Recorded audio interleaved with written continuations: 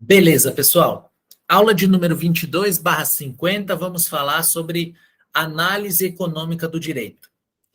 Por que nós precisamos conhecer a análise econômica do direito? Eu quero que vocês respondam para mim aqui no chat. Quem já ouviu falar sobre a análise econômica do direito?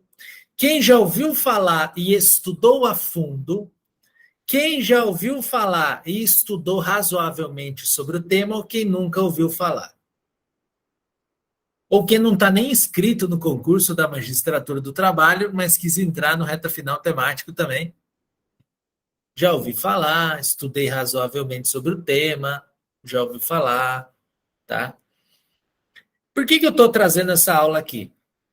Eu acho pouco provável que a prova pergunte para vocês, e eu já disse isso inclusive ontem de manhã na nossa revisão dos 60 pontos. Eu acho pouquíssimo provável que a banca pergunte para vocês algum conceito relacionado a pragmatismo jurídico, que a gente vai estudar amanhã em análise econômica do direito, tá? Vocês vão ter os 2 primeiros dias da semana comigo, porque a gente precisa trabalhar esses temas na sequência, existe uma interdependência de um com o outro. Eu acho muito pouco provável que a banca vá te questionar questões conceituais desses temas aqui. Não acredito, não acredito. Porém, eu preciso fazer uma ressalva aqui, tá? Uma ressalva importante. Eu acredito que a banca vai trabalhar conceitos de pragmatismo e análise econômica do direito dentro de alguma temática, de alguma questão. E aí o desavisado que não souber o conceito provavelmente vai enfrentar um prejuízo na hora de responder a questão. Porque a banca vai partir do pressuposto de que a pessoa já sabe determinado conceito. Se por acaso a prova vier perguntando conceitos e você souber os conceitos, melhor. Mas eu parto da ideia de que a banca vai pressupor que você já sabe. Existe uma teoria nos concursos que é muito importante, a gente precisa saber, tá? Que é a teoria que diz o seguinte: para que facilitar se eu posso dificultar? Então esse tema já é difícil. Trabalhar só o conceito dele, tá? Explorar só o conceito dele facilitaria para aqueles que compreenderam o conceito. Aplicar o conceito na prática já fica um pouco mais difícil. E eu quero começar falando com você sobre a análise econômica do direito, dividida em 2 perspectivas que a gente vai ver na nossa aula de hoje. Existe a análise econômica do direito sobre o viés material e existe a análise econômica do direito sobre o viés processual. E nós temos aqui justificativas na Lei de Introdução às Normas do Direito Brasileiro a respeito de análise econômica do direito na perspectiva material, e temos também compreensões do Código de Processo Civil relacionadas à análise econômica do direito na perspectiva processual. Quem fala muito bem da AED na perspectiva processual? O Fux, tem até um livro escrito sobre isso. Quem fala do ponto de vista material? Nós não temos alguém que se destaque falando de análise econômica do direito do ponto de vista material. Não quero dizer que as pessoas que falam mal, não é isso. É que não tem um doutrinador que explora muito esse conceito da análise econômica do direito. Tem um cara que fala muito sobre a análise econômica do direito na perspectiva material, que é o Michael Sandel, tá? Porque a jurisprudência norte-americana trabalha muito bem essa questão da análise econômica do direito, e o Michael Sandel trabalha esses temas em 2 livros, Justiça, o que é fazer a coisa certa, exatamente, e outro, Que o Dinheiro Não Compra. O Anderson teve aula com um cara aqui, que ele está falando, passa o contato dele, vou contratar ele para o magistrar. Mas se você não desaprendeu com a aula dele, está ótimo. Uma vez, quando eu conheci o Fábio, eu disse para ele assim, sou juiz por sua causa. Ele falou, não, você é juiz apesar de ter estudado comigo. Falei, com certeza não, né?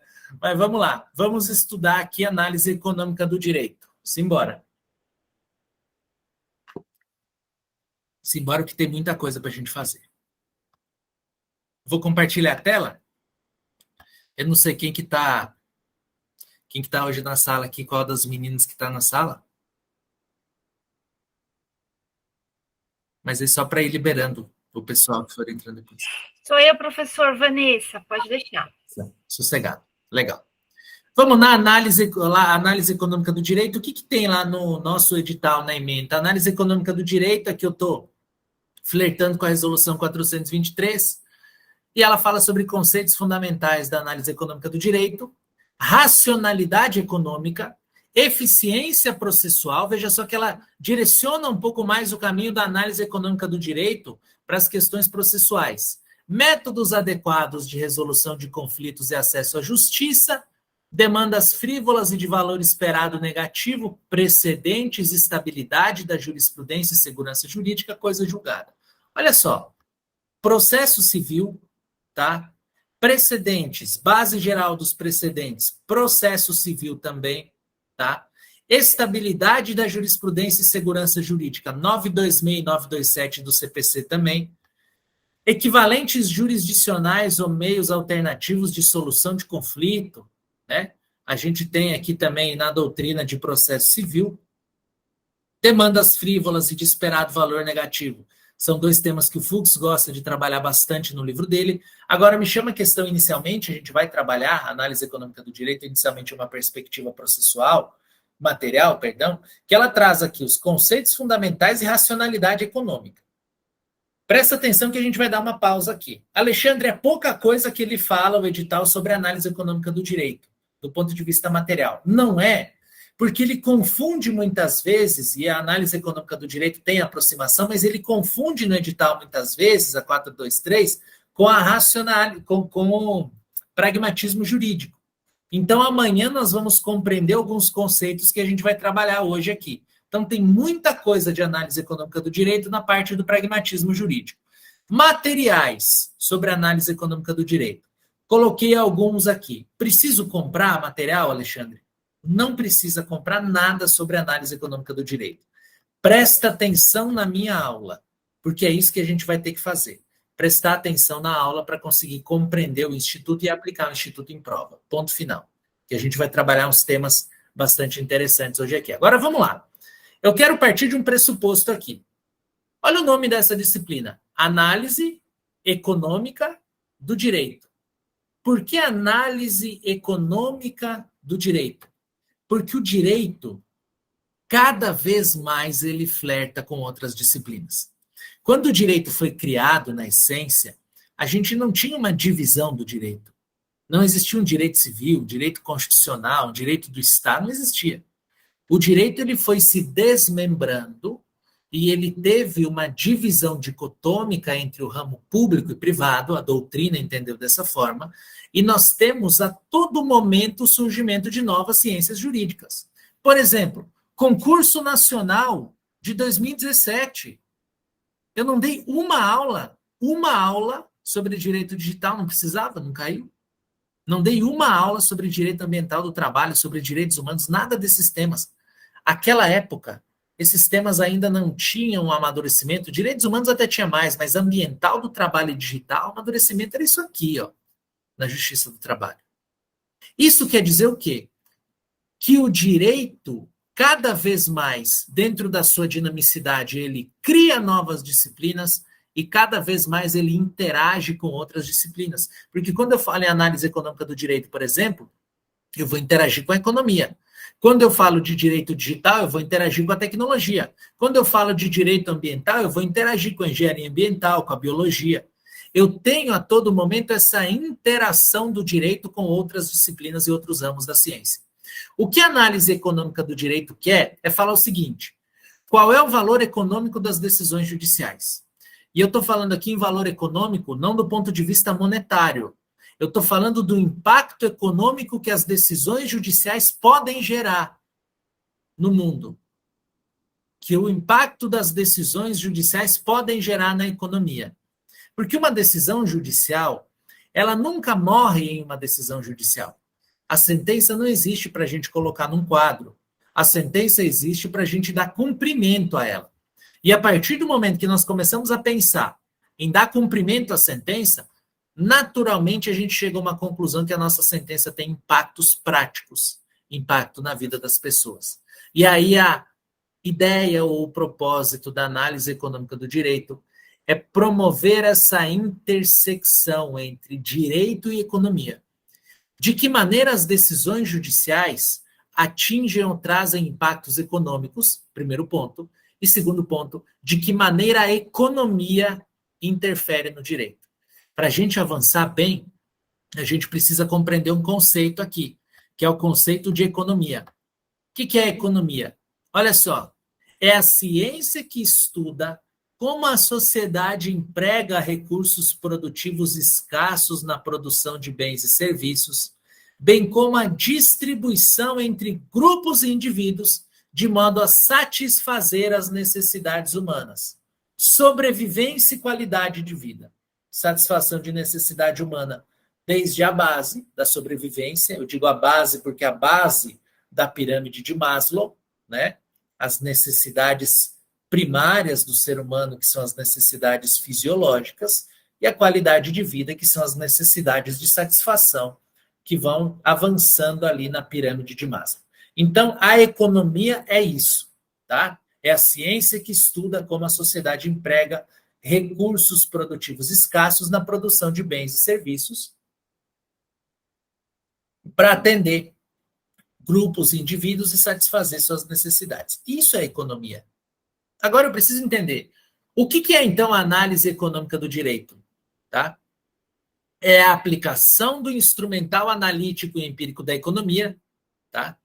Microeconomia e a economia de bem-estar, para tentar compreender e explicar, prever as implicações fáticas e a racionalidade do ordenamento jurídico de decisões judiciais, ou seja, qual é o impacto que a economia traz nas decisões judiciais e qual é, via reversa, o impacto que as decisões judiciais promovem sobre a economia. E nós temos aqui uma concepção tradicional de análise econômica do direito, tá? Que é a concepção da Escola de Chicago, concebida com a exclusiva finalidade de garantir eficiência econômica, utilizando o direito como instrumento para tanto. O que é a Escola de Chicago? Você vai ser demandada a responder, o que é a Escola de Chicago. E aí você vai precisar responder o que é a Escola de Chicago. A Escola de Chicago tem uma finalidade de utilizar o direito como instrumento da economia. Ou seja, a finalidade da Escola de Chicago não é promover essa intersecção entre direito e economia. É utilizar o direito a benefício da economia. Como nós podemos utilizar, como nós podemos manipular o direito para que a gente tenha eficiência econômica. Olha só, como nós podemos manipular o direito para que a gente tenha eficiência econômica. É muito legal quando a gente estuda economia. Muito bacana. Eu gosto muito de economia. Muito. Acho muito legal esse estudo da análise econômica do direito. Quem já ouviu falar do 7 de Chicago? Os 7 de Chicago foram aqueles que promoveram uma reformulação da política econômica do Chile. Isso há 30, 40 anos atrás, foram 7 economistas de Chicago que reformularam a economia do Chile na época. Muitos dizem que eles quebraram o Chile, muitos dizem que eles foram responsáveis pelo milagre econômico do Chile. Fato é, tá, que nosso ex-ministro da Economia, o Paulo Guedes, ele era da Escola de Chicago. E ele era entusiasta da Escola de Chicago, tá? E fato é também que a gente às vezes não se atenta para isso. Fato é também que no atual governo do presidente Lula existem economistas da Escola de Chicago também. O que a Escola de Chicago faz? Ela tem uma finalidade: propor eficiência econômica. O que a Escola de Chicago quer? Nos Estados Unidos deu certo esse modelo, é jogar dinheiro na rua. É botar as pessoas produzindo e fazer com que o Estado seja um Estado de menor intervenção sobre a economia. Essa é a finalidade dela. Quando ela diz a gente precisa utilizar o direito como instrumento da economia, o que ela quer dizer? Vamos conter um pouco o direito, porque tão importante quanto estudar ou utilizar o direito a benefício da economia é fazer com que o direito não promova interferências na economia. E aí, quando a gente estuda o caso Lochner, lá de 1920, lá do padeiro de Nova York, né? Aquela questão do caso Lochner, a gente vai fazer uma associação de análise econômica do direito e um Estado não interventivo, um Estado que deixa a economia se regular. No Brasil não tem dado certo, isso não deu certo até hoje, quando tentaram fazer isso aí, tá? Mas aí a gente vai voltar agora, vamos compreender um pouco mais algumas coisas da análise econômica do direito, tá? Até aqui, base, tá tudo certo, né? Aí ninguém responde, pessoas começam a sair da aula, né?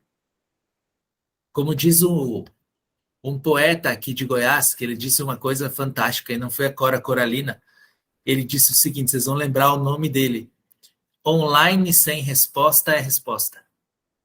Né? Lima Gustavo. Né? É um poeta. Vamos lá. Olha só. Concepção tradicional da escola de Chicago. Compreendemos. A escola de Chicago tem um desdobramento. É o que se chama, dentro da análise econômica do direito, de consequencialismo. O que é o consequencialismo? É a análise das consequências econômicas das decisões judiciais em termos de eficiência alocativa. Ou seja, o que a gente vai fazer com essa decisão judicial? Uma decisão judicial pode quebrar um país. Então, quando eu for proferir uma decisão judicial, eu preciso avaliar as consequências daquela decisão. Vejam só uma coisa que eu estou falando para vocês. Eu estou colocando a consequência da decisão, o aspecto econômico da decisão, antes do direito. Vocês conseguem entender isso? Consequencialismo é isso. Você tem direito, mas se eu der esse direito para você, as consequências desse direito serão trágicas. Ou seja, uma decisão puramente consequencialista. Esse é o primeiro ponto, o ponto de partida da análise econômica do direito, é a concepção consequencialista tradicional. Alexandre, tem isso no Brasil? Olha só. Decisão do STF sobre a correção do FGTS. Uma decisão puramente consequencialista. Uma decisão puramente consequencialista. Olha essa cronologia aqui. Galera que lembra do plano Collor, tá? Vocês vão lembrar disso aqui. Tá? Primeiro, o plano Collor 2. O que a gente teve no plano Collor 2? Uma alta absurda da inflação e uma perda do valor da moeda. Você vai lembrar do plano Collor 2 da seguinte forma. Acho que isso aqui todo mundo lembra. Eu lembro muito bem, eu era pequeno. Ia no supermercado, né? E quando eu ia no supermercado, tava lá o cara trocando preço de mercadoria. Quem lembra disso? Você ia no supermercado, tava lá trocando preço de mercadoria. Eu lembro disso porque eu sempre pedia coisa para o meu pai, ele nunca me dava, que a culpa era sempre daquele cara que estava aumentando o preço. Né? Compra o passatempo. Não, cara, aumentou o preço. Não pode comprar mais. Né? Então, olha só. Esse é o primeiro passo que a gente tem aqui para entender um pouco dessa decisão do Supremo sobre consequencialismo no FGTS. Ou seja, inflação altíssima, a moeda perde o valor. Só que quando a moeda perde o valor, a gente tem uma outra questão. Nós tivemos o ajuizamento de várias ações, tá? Com o objetivo de obter correção pelo IPCA em detrimento da TR. Isso a partir de fevereiro de 91. Por que isso aconteceu? Porque o IPCA, ou IPC, é um índice de correção monetária calculado pós-episódio inflacionário. Ou seja, vem a inflação do mês e fala o seguinte, olha, esse mês a inflação deu 0,5. O IPC vem depois e fala o seguinte, então o IPC vai dar 0,55, vai dar mais que inflação. O IPC vai cobrir a inflação. A TR, a taxa referencial, não. Porque a taxa referencial é utilizada como base para fixar a inflação que vai ficar sobre ela. Ou seja, a taxa referencial ela é pré-fixada em relação à inflação. Quando você passar no concurso, você fala o seguinte, agora eu vou investir meu dinheiro. não invista em nada que fala em TR mais alguma coisa. Tá? Porque a TR é um índice pré-fixado em relação à inflação.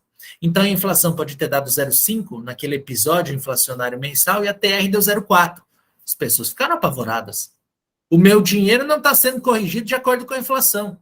Está tendo corrosão inflacionária, ou seja, eu estou perdendo meu dinheiro. As pessoas começaram a ajuizar várias ações e essas ações começaram a chegar nas cortes superiores. Chegou no STJ. Olha só, eu quero corrigir o FGTS, os meus depósitos fundiários lá, pelo IPC e não pela TR.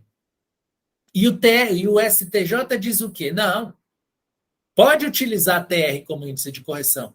Muito embora ela seja pré-fixada em relação à inflação, os depósitos de FGTS não necessariamente precisam ser corrigidos por um índice pós-inflacionário. Eles podem ser corrigidos por um índice pré-inflacionário, que é a TR. Não tem ilegalidade nenhuma nisso. Tá? Não tem ilegalidade nenhuma nisso. Agora, chega uma questão no Supremo. E olha o que o Supremo diz. Tá? Inexiste direito adquirido à diferença de correção monetária de saldo das contas vinculadas ao FGTS relativas ao Plano Collor II, fevereiro de 91, conforme entendimento firmado no RE tal, o qual não foi superado no julgamento do RE 611. O que o Supremo está falando aqui? O Supremo está dizendo o seguinte, olha só, não tem nenhum tipo de ilegalidade a correção pela TR de lá para cá. Só que aí o Supremo, posteriormente, disse o seguinte, não, a gente vai utilizar outro índice de correção. Ocorre que, se o Supremo dissesse que o cálculo do IPCA seria um cálculo retroativo a 91, faz a conta do depósito do FGTS de 91, tá? Faz a conta do depósito do FGTS de 91 até 2021, que foi esse julgamento. A quantidade de dinheiro que a Caixa não teria que despender. Ouvi na época uma conversa,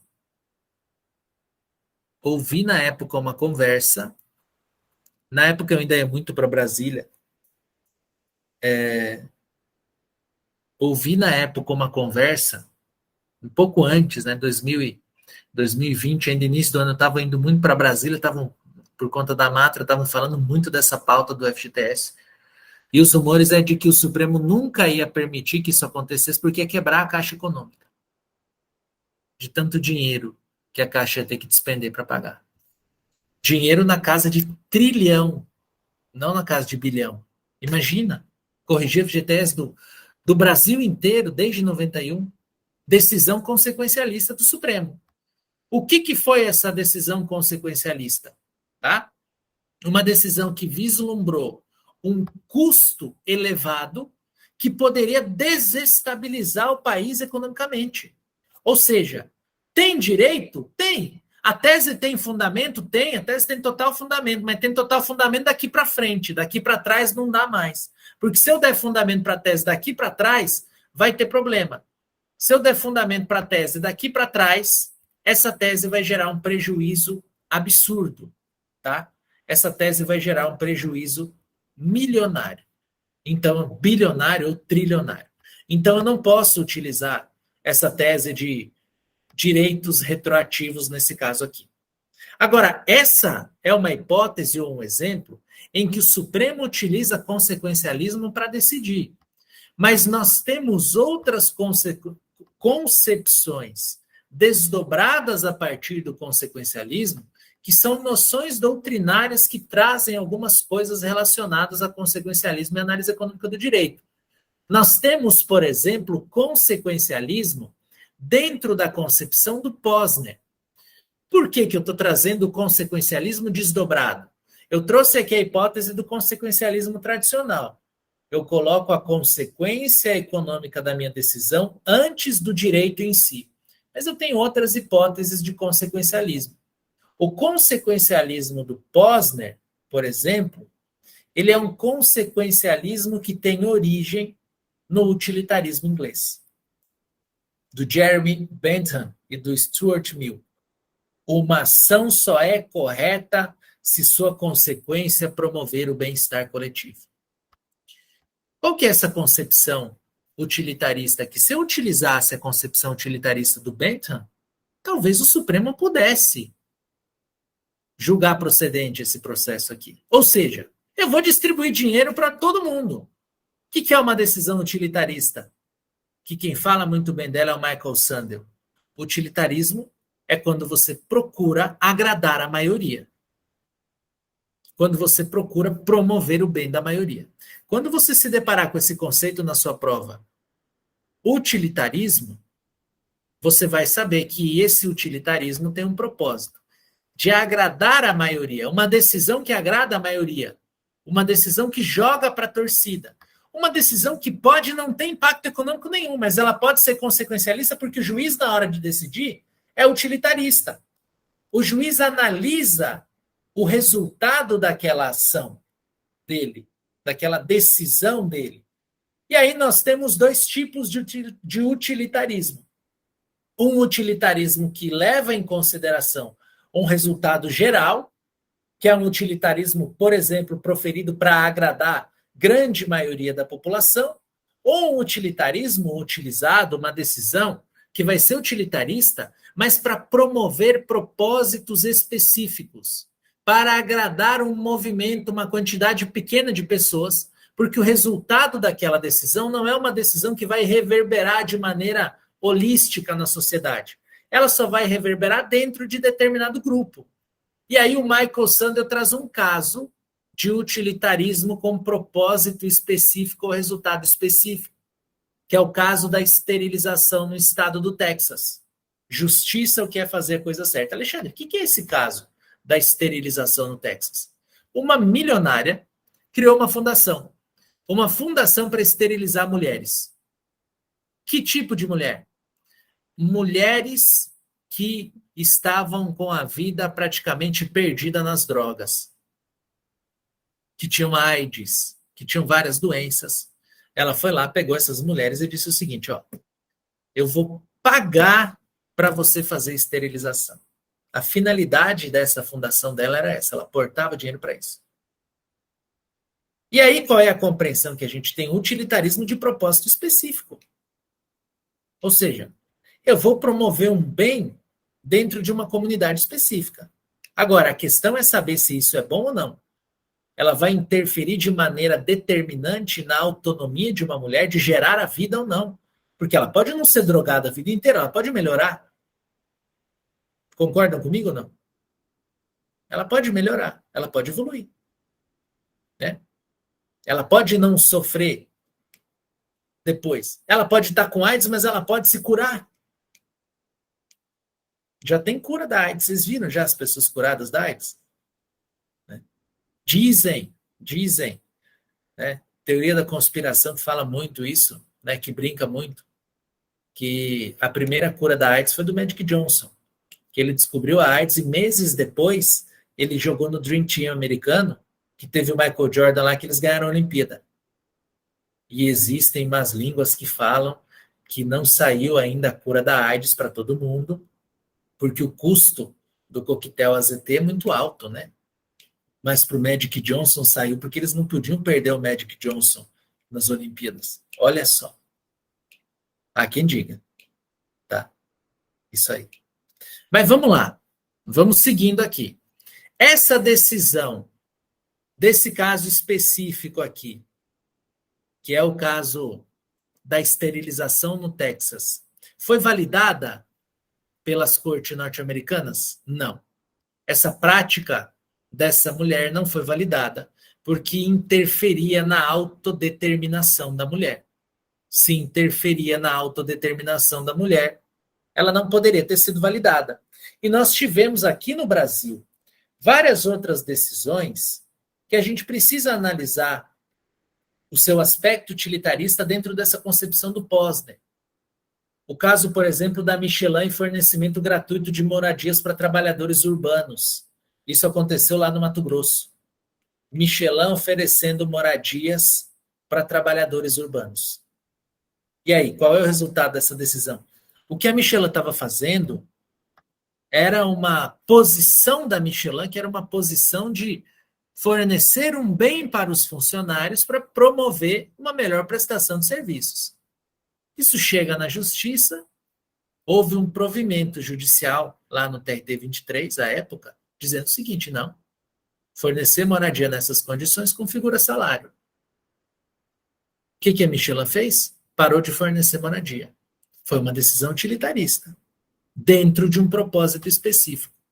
Outra decisão interessante que a gente teve também foi a decisão envolvendo o caso do açougue que doava carne para os empregados.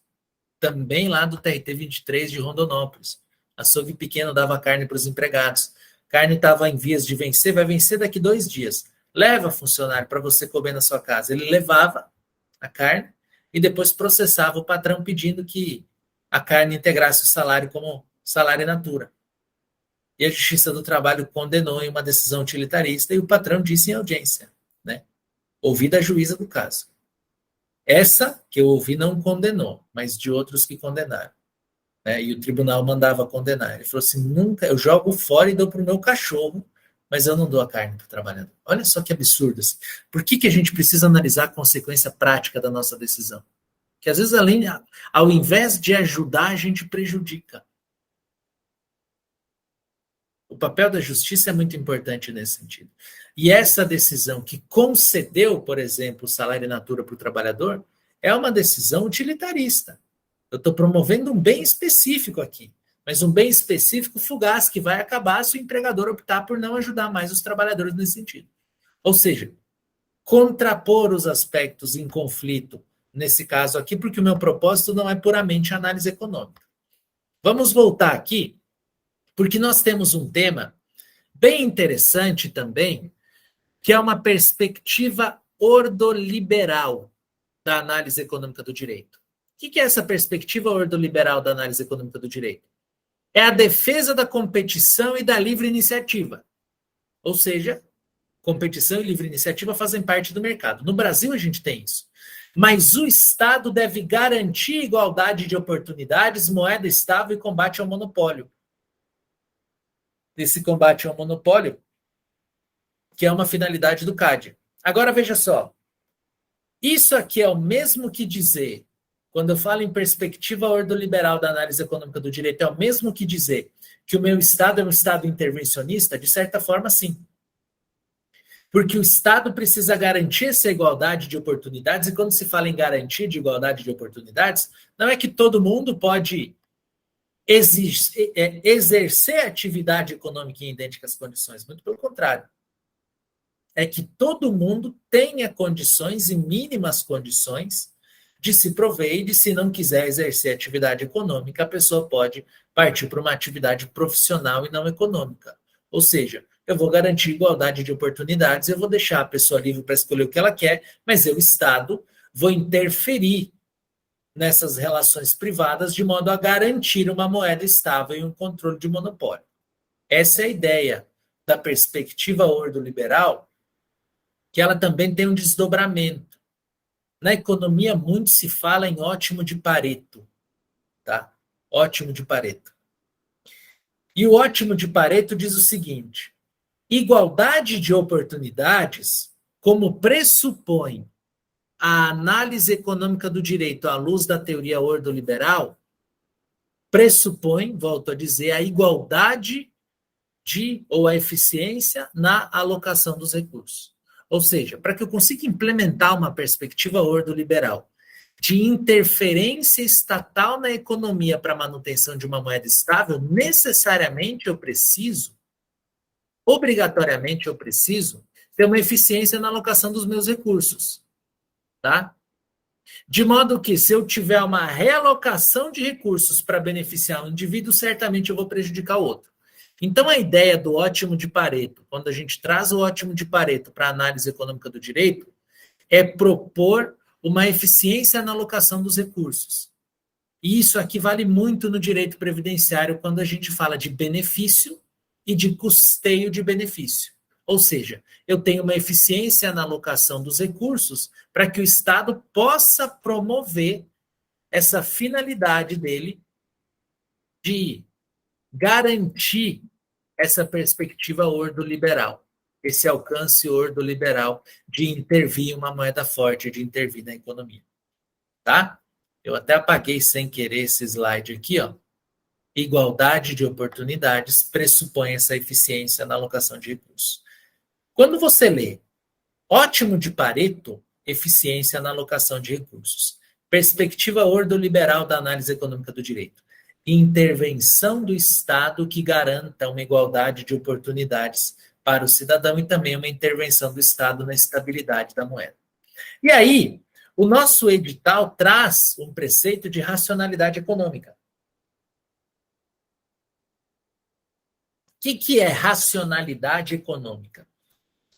Olha o que o Bentham fala. A natureza pôs a humanidade sob o governo de dois senhores soberanos, a dor e o prazer. Cabe apenas a eles indicarem o que deveríamos fazer. Ou seja, a racionalidade econômica estava ligada ao critério de utilidade. Ou seja, se é útil, me satisfaz. Se não é útil, não me satisfaz. Então, a racionalidade econômica, como o próprio nome sugere, é eu adotar decisões racionais do ponto de vista econômico para dizer se aquelas decisões, aquelas questões me servem ou não me servem. Lancei o curso do Reta Final em São Paulo, lá da Imersão Marco 30. Né? O que é sua racionalidade econômica? Esse curso é útil para mim, me serve, vou comprar. Esse curso não é útil para mim, não me serve, não vou comprar. Então, quando o Bentham fala entre escolha entre a dor e o prazer, eu posso ter o prazer de comprar ou eu posso ter a dor de não poder comprar, embora eu queira. Então, racionalidade econômica corresponde a um conjunto de ações racionais, voltadas ao meu interesse econômico de consumo. Conjunto de ações racionais voltadas ao meu interesse econômico de consumo. Tá? Eu sou racional antes de comprar. Isso que é uma racionalidade econômica. Tem gente que compra sem ser racional. Né? Pessoas que têm problema de acumular coisas e comprar coisas assim. Né? Mas vamos lá. Seguir. Aqui sobre racionalidade econômica, o Michael Sandel faz uma associação bacana sobre a falta de solidariedade nos furacões lá norte-americanos. Por quê? Ele faz uma análise às avessas da racionalidade econômica. Ele diz o seguinte: se é útil, me convém, eu compro. Ou seja, eu estou sendo racional para comprar. Só que aí o vendedor, sabendo que era útil para o comprador, elevava o preço. E o movimento que a gente viu, quando eu vi esse movimento aqui no Brasil, do MP e do Procon indo para cima das empresas que estavam vendendo água lá em cima, lá em São Paulo, ou custos elevados na pandemia, em São Paulo, que eu digo lá em Santos, que teve aquele tanto de problema. Eu fiz associação imediatamente. Quem já leu o livro do Michael Sandel sabe muito bem essa situação. Ele fala dos furacões lá da Flórida, e antes do furacão, um galão de água custava $1. Depois do furacão, passou a custar 10. Ou seja, o vendedor, a empresa, sabe que do ponto de vista da racionalidade econômica, a pessoa precisa de dinheiro, precisa tomar água, né? Então, economicamente, ela é racional para comprar aquilo, e eu, utilizando disso, eu vendo os galões mais caros. Tá? Muito legal essa situação aqui que o Sandel traz. Tá? A gente tem uma teoria de racionalidade que é a racionalidade de grupo, é a chamada teoria da ação coletiva. Essa ação coletiva que eu estou falando para vocês aqui não é a ação coletiva do processo coletivo. É a ação coletiva em que um grupo age coletivamente com o propósito de ter uma satisfação do seu interesse. são os racionais, que a doutrina chama, Oslo chama de racionais. Os racionais, o grupo de pessoas racionais, age com um propósito específico de ter uma satisfação de interesse. A atuação sindical é um exemplo de teoria da ação coletiva ou racionalidade de grupo. O sindicato age buscando aquilo que é útil para ele, em tese. A gente tem enfraquecimento da classe sindical no Brasil, mas em tese o sindicato age dessa forma. Tá? Agora, John Rawls critica muito essa racionalidade da análise econômica do direito e da teoria de grupo. Tá? Por que ele diz isso? Olha só, os agentes racionais que antes agiam em benefício próprio somente concordariam com princípios de justiça se fossem colocados em uma posição original de ignorância. O que ele está querendo dizer? A sociedade de castas, quem se sobrepõe, só ia concordar com uma concepção racional se não soubesse o que podia ter com a sua posição de casta elevada. Ou seja, o que a pessoa faz? Eu coloco ela no véu da ignorância, numa posição original de ignorância. Né? Você não sabe o que é andar de Ferrari. Você quer que a gente faça uma divisão econômica igual para todo mundo? Sim, eu quero. Porque ele não sabe o que é andar de Ferrari. Agora, a partir do momento que ele anda de Ferrari, eu estou usando um exemplo esdrúxulo aqui, mas é para vocês terem uma boa compreensão. A partir do momento que ele anda de Ferrari, né, ele não vai querer mais outra coisa. Né? A partir do momento que ele anda de Ferrari, ele não vai querer mais outra coisa. Ou seja, as pessoas que dominam grupos menores só concordam, os grupos menores que dominam só concordariam com a racionalidade se fossem postos ou colocados, segundo a teoria, em uma posição original de ignorância, ou seja, eu não sei de nada. Tá? Só vou fazer outro curso, que não o magistrar, se eu não conhecer o magistrar, mais ou menos assim. Tá? Que se eu conhecer o magistrar, eu vou passar no concurso, fazendo curso lá. Não vou nem ter concorrência. Não por causa das aulas do Alexandre, mas porque tem outros professores lá dando aula também, né? Exato. A Sandra concordou. Não por causa das aulas do Alexandre, ela é exato. Muito bem, professor. Obrigado. Brincadeira. Vamos lá, bora, minha gente, que tem muita coisa ainda. Tá?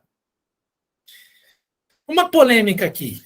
Uberização e análise econômica do direito. Diante de um tema tão controvertido, como que você vai se comportar em prova? Por que eu estou te perguntando isso aqui? Porque recentemente a gente está vendo umas notícias. Eu não sei quem que está falando, é o ministro, alguém que está falando assim, se a Uber quiser sair do Brasil, que saia. Por quê? Porque a questão da Uber, ela envolve uma análise econômica do direito também. Se eu reconheço o vínculo do Uber, eu posso jogar a Uber para fora do Brasil. Né? Ou eu posso colocar a Uber com carro, né, protótipo de carro, que vai ser dirigido por GPS sozinho. Já tem esse protótipo em Miami. Né? Eu estava vendo esses dias que tem esse protótipo lá. Olha que legal essa da Uber. Eu posso utilizar a ideia de consequencialismo, ou seja, colocar o direito atrás da consequência econômica, porque se a Uber sair do Brasil, em Goiânia, eu estava vendo esses dias, a gente tem mais de 8.000 pessoas trabalhando na Uber. Se a Uber sair do Brasil, né? Paulo disse que ele falou que o Correio atenderia, né? O Correio atende, né? O Correio atende. É. Mas olha só que interessante. Dentro dessa perspectiva nossa de prova aqui, a gente vai compreender que a decisão do Uber não pode ser uma decisão consequencialista. Tem que priorizar o direito, né? Porque as bancas que nós temos, desde a primeira até a prova oral, ela vai entender pelo reconhecimento de vínculo empregatício de Uber. Então, se você tiver uma perspectiva consequencialista para a decisão de vínculo empregatício de Uber, claro que você não vai seguir. Ah, mas a Uber pode sair do Brasil. Você vai ter que falar igual o ministro lá, que quer sair, que saia. Mas para a prova, a minha compreensão vai ser de que os direitos devem ser preservados. Esse foi o primeiro ponto. Agora eu quero entrar em alguns outros conceitos aqui que dizem respeito a expectativa ou a perspectiva processual da análise econômica do direito, tá? Aqui eu tenho certeza que a gente vai ter uma questão sobre alguns conceitos desses aqui. O que é demanda frívola e demanda de esperado valor negativo? Virando a página, trabalhamos os conceitos dentro da ótica material da análise econômica do direito, especialmente racionalismo e consequencialismo, e agora a gente vai trabalhar questões processuais da análise econômica do direito. Demandas frívolas e de valor esperado negativo. O que são demandas frívolas e de esperado valor negativo? São demandas com baixa probabilidade de êxito, tá? São demandas com baixa probabilidade de êxito e que ocorrem pela instabilidade jurisprudencial, ou seja, a jurisprudência não tem um precedente vinculante uniforme sobre aquele tema, 926 e 927 do CPC, baixo custo para manejar o processo no Brasil, possibilidade de erros judiciais ou de revelias, o juiz pode errar na minha decisão, eu posso ganhar, embora a minha chance seja pequena, ou pode dar uma revelia e eu posso ganhar, e o baixo ônus do processo no tempo. No Brasil, um processo não é caro, como o é nos Estados Unidos. Tá? Como que eu vou desestimular práticas de demandas frívolas e de valor esperado negativo? Eu vou desestimular com condenações em litigância de má-fé, custas e honorários e indenização por assédio processual. Tá? Demandas com baixa probabilidade de êxito, que acontecem pela instabilidade jurisprudencial, baixo custo para manejar o processo, possibilidade de erros judiciais e revelias e baixo ônus do processo no tempo. Eu tenho instrumentos dentro do CPC e dentro da CLT para conter esse tipo de demanda. Eu já tenho instrumentos prontos nesse sentido. Por quê? Porque elas geram uma consequência negativa ao Poder Judiciário. Elas geram uma sobrecarga de processos e elevam o custo do Poder Judiciário. E aí, a gente precisa fazer uma análise crítica da decisão proferida na ADI 5766. Porque se a gente analisar puramente a decisão proferida na ADI 5766, foi uma decisão que teve como propósito atacar demandas de estimado valor negativo. A Justiça do Trabalho continua com um movimento processual grande, não tanto como antes, até por conta da questão dos honorários. Mas em outra via, ela também desestimula aquele que tem direito, que sabe que tem direito, mas talvez tenha alguma dificuldade probatória em relação ao direito que tem. Para a prova de primeira etapa, qual é meu posicionamento em relação à ADI 5766 para a segunda e para a sentença? Eu posso aplicar a ADI 5766, mas eu quero só chamar a atenção de vocês quanto à sentença. Eu acho que esse tema aqui não vai ser um tema que eles vão provocar tanto vocês, se não na sentença, se for uma sentença, tá? Se for uma sentença de processo individual, você pode, de ofício, deferir os benefícios da justiça gratuita para o trabalhador e não aplicar, como a Sayonara, né, a desembargadora Sayonara, não aplica a DI 5766, porque a interpretação dela é diversa, ou seja, eu não vou botar trabalhador pagar honorários advocatícios. Bacana? Voltando aqui, tá? Quais são outros instrumentos legais de controle que eu tenho às demandas frívolas? A valorização dos precedentes, da segurança jurídica e o respeito à coisa julgada, com uma análise especial sobre o Pacto Republicano de 2009, que fala sobre a racionalização do Poder Judiciário, ou seja, eu preciso encontrar instrumentos de racionalização do Poder Judiciário que contenham a multiplicação de demandas no Poder Judiciário. Eu preciso encontrar alternativas para fazer com que a gente tenha um número menor de processos, e a alternativa que o CPC encontrou foi a de criar o sistema de precedentes. Essa foi a alternativa do CPC. Criação de um sistema de precedentes, ponto. Foi isso que o CPC fez. Porque nós não temos no Brasil uma cultura de molecularização da demanda. O que é a molecularização da demanda? Eu pegar várias demandas, vários problemas, juntar em um só e criar um único processo. Isso é molecularização da demanda. Nós vivemos a realidade da atomização da demanda. Ou seja, cada processo é um processo. Cada questão é uma questão. E aí eu precisava de alternativas. O Pacto Republicano de 2009 veio me provocar até alternativas, e uma delas foi a uniformização jurisprudencial que veio com o CPC de 19, tá? Tem uma outra crítica sobre a análise econômica do direito, que aqui eu estou trazendo essa crítica em uma análise um pouco mais aberta, um pouco mais empírica para vocês. Porque quando se discutiu a toque de caixa a reforma trabalhista lá no Congresso, em 4 meses ela foi aprovada, questionava-se se a reforma trabalhista ia promover emprego, que esse era o grande discurso, né? Reforma trabalhista vai promover emprego. O que promove emprego não é lei. O que promove emprego não é lei. O que promove emprego é a economia pujante, não é a lei. Talvez se eu fizesse uma reforma tributária antes da trabalhista, eu poderia promover mais empregos com a CLT antiga, não com a nova. Tá? Vamos ter só uma aula hoje, agora a gente vai fechar.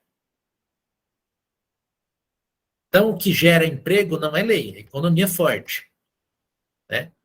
Esse foi um questionamento. E aí tem um caso, o caso do 11 de setembro, que é um caso que retrata bem a análise econômica do direito. É o filme Quanto Vale. Aquela ideia de teoria do risco integral e não do risco administrativo, de que a administração pública, por exemplo, é responsável pelo pagamento de indenização em casos de atentado terrorista em avião, ela surge com o atentado de 11 de setembro. A administração pública avocou essa responsabilidade, eu digo lá nos Estados Unidos, para evitar um colapso. Para evitar que houvesse um colapso na Bolsa, para evitar que as empresas de transporte aéreo tivessem que arcar com o custo das indenizações das pessoas que estavam nos aviões e das pessoas que estavam nas torres gêmeas. Ela traz essa responsabilidade e diz, eu deveria ter controlado para não deixar terrorista entrar dentro do avião. E aí, nesse filme Quanto Vale, a gente tem toda essa construção porque o Estado avoca uma responsabilidade e o Estado começa a fazer planilhas de cálculo de indenização. Qual é a idade da pessoa? Qual era o encargo familiar que ela tinha? Era casada? Não era casada? Quem era a esposa? Mas o fulano é homossexual. Será que quem convivia com ele sem ser marido, formalmente falando, vai ter direito de receber ou não? Então, esse filme é espetacular, tá? Eu sugiro que vocês assistam. Legal? E caminhando para o fim aqui, um princípio que a gente precisa levar em consideração quando a gente fala em análise econômica do direito é o que o Plá Rodrigues fala, que é o da sinceridade das leis trabalhistas, ou seja, as leis trabalhistas precisam ser cumpríveis no mundo fático, tá? Eu não posso botar uma lei trabalhista insincera, por exemplo, uma lei trabalhista que manda pagar honorário, manda pagar salário mínimo de 100 mil reais. Não tem como. E as leis trabalhistas devem observar também a reativação do mundo econômico, ou seja, eu preciso ter legislações trabalhistas que estimulem o fiel andar da economia. Uma legislação com extrema proteção é uma legislação que não vai ser sincera porque não vai ser cumprida e não vai reativar o mundo econômico. O que gera emprego é a economia, não a lei. Mas a lei pode vir a prejudicar a economia, tá? E aí o artigo 20 da LINDB. Nas esferas administrativa, controladora e judicial, não se decidirá com base em valores jurídicos abstratos, sem que sejam consideradas as consequências práticas da decisão. Ou seja, ele fala aqui em consequencialismo dentro de uma perspectiva antifundacionalista. Ou seja, eu não vou ter uma decisão que vai decidir as coisas abstratamente. Ela vai decidir as coisas concretamente. Alexandre, o que é antifundacionalismo? Está dentro de pragmatismo jurídico que a gente vai trabalhar amanhã. Tá? Por isso que nós vamos dar sequência a essas aulas hoje e amanhã. Bacana? Ariadna, você tem alguma dúvida?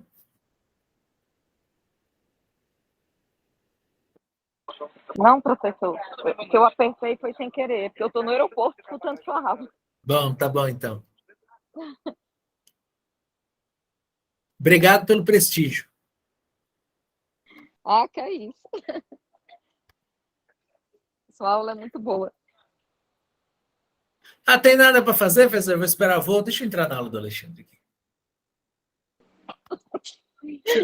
Deixa eu ver a cara da galera na aula aqui hoje.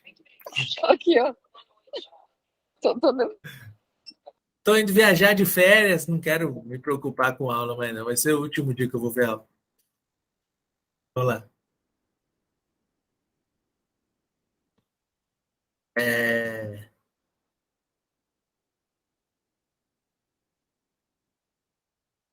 Vamos lá. Só, Valesca, já te dou a palavra. Paulo perguntou, como que você lembra do Collor? Eu lembro porque tudo que eu queria, meu pai falava que não dava. Eu tive que descobrir o porquê. Culpa do Collor, né? Aquela coisa. Tudo que eu pedia não dava. Aí depois a culpa foi do FHC, depois do Lula, depois da Dilma, assim foi.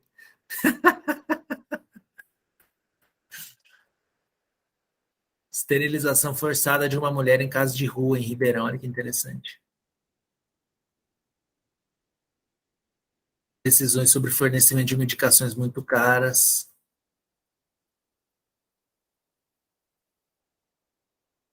Deixa eu só ver aqui.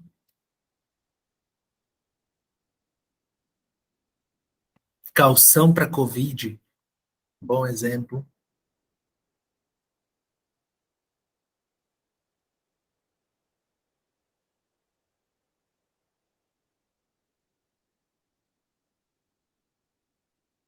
Valesca?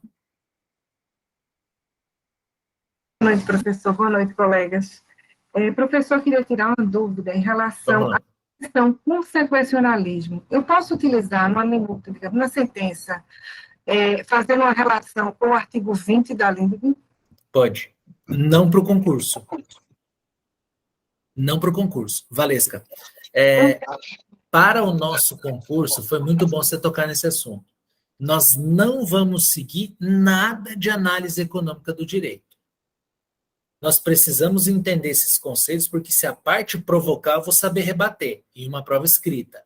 Em primeira fase, eles vão trabalhar os temas conceituais em casos concretos e a gente vai julgar improcedente ou vai pelo caminho de não aplicar, tá?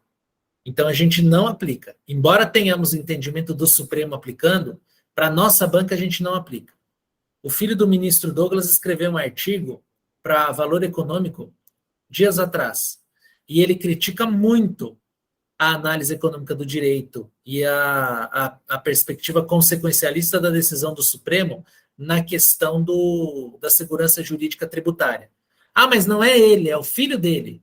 Ele está na banca como suplente. É o filho dele. Não, tudo bem, é o filho dele, beleza, bacana. É claro que o filho dele aprendeu muita coisa com ele. Tá? E a gente tem algumas decisões que vão nessa linha também, de não seguir consequencialismo. Foi claro? Beleza. Renata? A Renata perguntou assim, professor, você já era nascido? Eu tinha até título.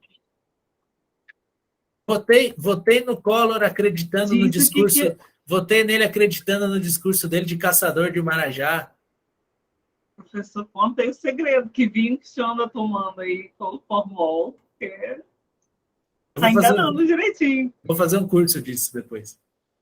Agora, a dúvida é pegando o gancho da Valesca, professor, porque eu achei que a gente pudesse aplicar, porque a primeira associação que eu fiz com a análise econômica foi, por exemplo, com as decisões em dissídio coletivo, né? Quando o TRT, né, julga ali e tal, vê a melhor forma das partes eles chegarem a um acordo, ou numa dispensa em massa, por exemplo, que o sindicato intervém. Eu acho que isso tudo é uma análise econômica do direito, não seria? Eu trouxe para a nossa realidade dessa forma, como o menor impacto, né? A gente está tendo uma crise como foi a pandemia. Aí, como a gente vai minimizar o impacto na sociedade, na vida daqueles trabalhadores, né? Porque a dispensa em massa também implica num prejuízo econômico para aquela cidade, para aquela localidade. As pessoas sem emprego não compram. as dívidas aumentam, o inadimplemento aumenta, né? Então, Sim. por que a gente não aplicaria para a prova? Eu fiquei nessa dúvida. Veja só, eu vou ir pontualmente nos seus exemplos de trás para frente. Esse último caso que você falou foi o caso da pandemia, certo? Não, depois da pandemia você falou outro. Qual foi? Eu falei da dispensa em massa. Dispensa em massa. Pronto. Vamos lá, vou começar pela dispensa em massa. Por que dispensa em massa não é análise econômica do direito? Porque tem previsão legal de que é possível. Então, a justiça, ela vai só fazer um controle dentro da limitação legal da possibilidade da dispensa com a obrigatória participação do sindicato. Do contrário, a análise econômica do direito na perspectiva consequencialista fala o seguinte: sim, você tem o direito, mas eu não vou te dar o direito porque a consequência econômica de eu te dar esse direito vai ser nefasta. Por exemplo, correção do FGTS. Você tem o direito de não ter o seu FGTS corrigido pela TR porque ela é prefixada, mas não vou te dar esse direito porque pode dar um prejuízo, é só daqui para frente, daqui para trás não. Então, outro caso, por exemplo, da Covid. Aqui a gente tem um caso que a doutrina classificou como força maior, um caso pandêmico. E aí nós tivemos regulação não do direito, não da jurisprudência, nós tivemos uma regulação de normas, tivemos leis na pandemia, tivemos medidas provisórias e por conta dessa situação excepcional, algumas questões foram relativizadas. Não é uma análise econômica do direito pura, tá? Porque eu estou trabalhando em uma situação de força maior e eu preciso encontrar a melhor dicção do direito naquele momento de força maior. Outro exemplo que você falou foi um dissídio entre sindicatos, tá? O que um tribunal faz? Ele aproxima e aí entende que tomar uma decisão, ele toma uma decisão que não leva em consideração propriamente a economia, mas ele não vai ignorar em primeira mão os direitos dos trabalhadores, certo? Fala, Sandra. Só pegando um gancho na pergunta da Renata, não para a prova, já entendi que não é esse o viés, mas poderia falar que foi feita uma análise econômica do direito para a reforma trabalhista, para a edição da reforma trabalhista. Então, nesse exemplo da dispensa em massa, foi feita uma análise para a permissão da dispensa em massa em razão da economia?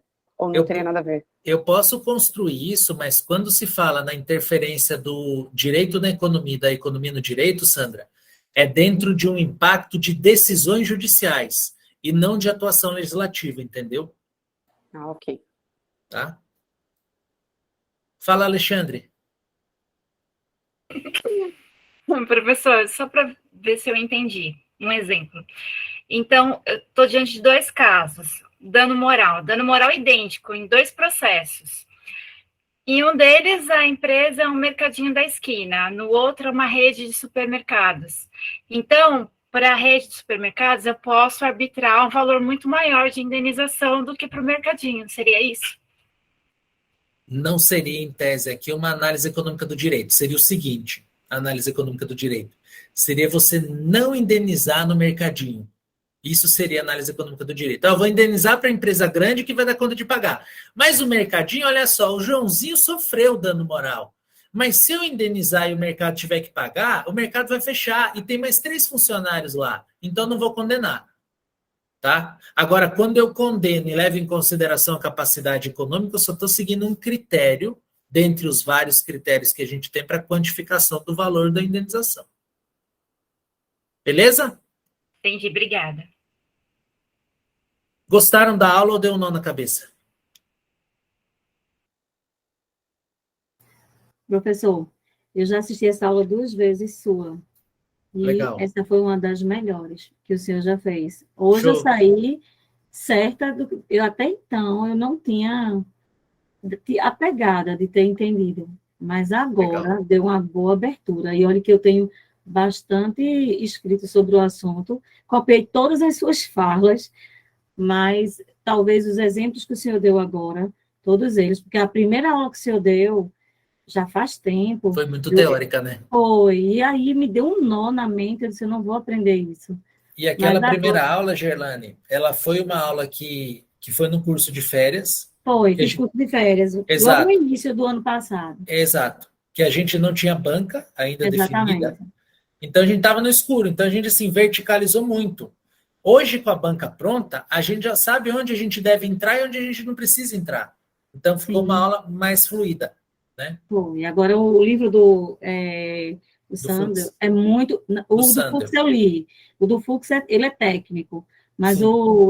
Fazer a Coisa Certa do Sandel aí é um livro excelente. Demais. Todos os exemplos que ele dá, inclusive da guerra, isso. Esse aí eu comprei, pronto. Eu comprei quando o senhor deu os exemplos, e todos eles que estão aí. Esse livro, para mim, abriu mais a minha mente do que o do Fux. O Sim. do Fux é pequenininho, mas ele é um livro técnico, é bom ler também. Inclusive, ontem eu estava lendo, mas esse do Sandel aí, para essa banca, ele é muito melhor, muito melhor para essa banca. Olha só, até atrás do livro dele, O que o Dinheiro Não Compra, ele coloca umas coisas assim, ó. Upgrade na cela carcerária, $82 por noite. Barriga de aluguel em Indiana, $6.250. Direito de ser imigrante nos Estados Unidos, $500.000. Servir de cobaia humana em testes de laboratórios farmacêuticos para novas medicações, $7.500. Combater na Somália ou no Afeganistão num contingente militar privado, $250 por mês a $1.000 por dia. Aí ele fala assim, existem coisas que o dinheiro não compra, certo? Atualmente não muitas. Hoje quase tudo está à venda. Traz os exemplos aqui. Gente, se vocês puderem comprar esse livro para ler, e aqui é uma leitura mais de deleite, tá? Vai ajudar muito na prova, tudo, mas é uma leitura mais de deleite, viu? Vocês vão gostar muito, porque é um livro muito bom. É muito bom esse livro, tá? Beleza, minha gente? Eu não estou vendo a Laurinha. Não estou vendo ela, não está aparecendo no meu grid. Ela estava dançando. Tava? Não estou vendo. Oi, princesa. Oi, princesa. Deixa eu tirar aqui, peraí. Deixa eu terminar a gravação. Você estava dançando? Deixa eu te perguntar uma coisa. A sua mãe, às vezes...